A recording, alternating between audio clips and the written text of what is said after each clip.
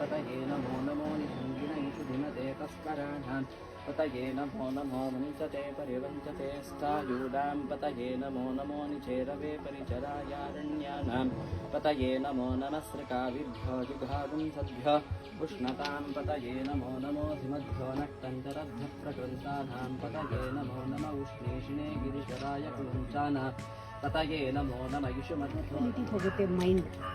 ಅದಕ್ಕೆ ಧ್ಯಾನದಲ್ಲಿ ನೀವು ಏಕಾಗ್ರತೆಯಲ್ಲಿ ವಿಶ್ರಾಂತಿನಲ್ಲಿದ್ದಾಗ ಆಲ್ಫಾ ಆಕ್ಟಿವಿಟಿನ ಜಾಸ್ತಿ ಮಾಡಿದರೆ ಸೆಲ್ಫ್ ಹೀಲಿಂಗ್ ಆಗಿ ಮೈಂಡ್ ಕಾಮ್ ಆಗುತ್ತೆ. ಮೈಂಡ್ ಯಾವಾಗ ಆಕ್ಟಿವಿಟಿ ಇರುತ್ತೋ ಇವನ್ it effects the body, heart ಮೇಲೆ ಬ್ಲಡ್ ಪ್ರೆಷರ್ ನಾರ್ಮಲ್ ಇರುತ್ತೆ, ಎಲ್ಲನೂ ಶಾಂತವಾಗುತ್ತೆ ಬಾಡಿ. ಯಾಕೆ ಮೈಂಡ್ ಶಾಂತ, ಯಾಕೆಂದ್ರೆ ಬ್ರೈನಲ್ಲಿ ಆಲ್ಫಾ ಆಕ್ಟಿವಿಟಿ ಜೋರು. ಆಲ್ಫಾ ಆಕ್ಟಿವಿಟಿ ಜೋರು ಆದಾಗ it will take to an altered state of consciousness.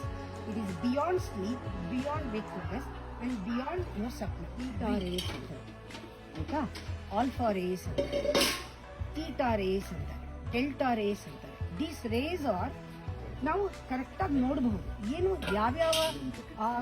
ಇದು ಬೀಟಾ ರೇಸ್ ಜಾಸ್ತಿ ಆಕ್ಟಿವ್ ಆಗಿರೋದು ನಾವು ವೇಕ್ಫುಲ್ ಸ್ಟೇಟ್, ಎಚ್ಚರ ಇದ್ದ ಬೀಟಾ ರೇಸ್ ಆಕ್ಟಿವ್ ಆಗುತ್ತೆ.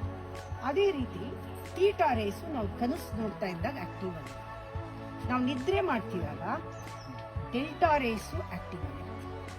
ಆದರೆ ಆಲ್ಫಾ ರೇಸ್ ಅನ್ನೋದು ವಿಶ್ರಾಂತಿ ಇದ್ದಾಗ ಧ್ಯಾನ ಮಾಡ್ತಿದ್ದಾಗ ಆ ಬ್ರಹ್ಮ ಮುಹೂರ್ತದಲ್ಲಿ ತುಂಬ ಪವರ್ಫುಲ್ ಆಗಿರುತ್ತೆ ಆಲ್ಫಾ ರೇಸ್.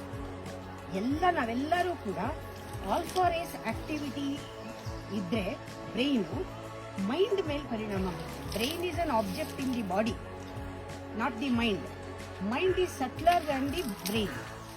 ಈ ಬ್ರೈನ್ ಆಕ್ಟಿವಿಟಿ ಏನಿದೆ, ಆಲ್ಫಾ ಆಕ್ಟಿವಿಟಿ ಜಾಸ್ತಿ ಆದಾಗ ನಮ್ಮ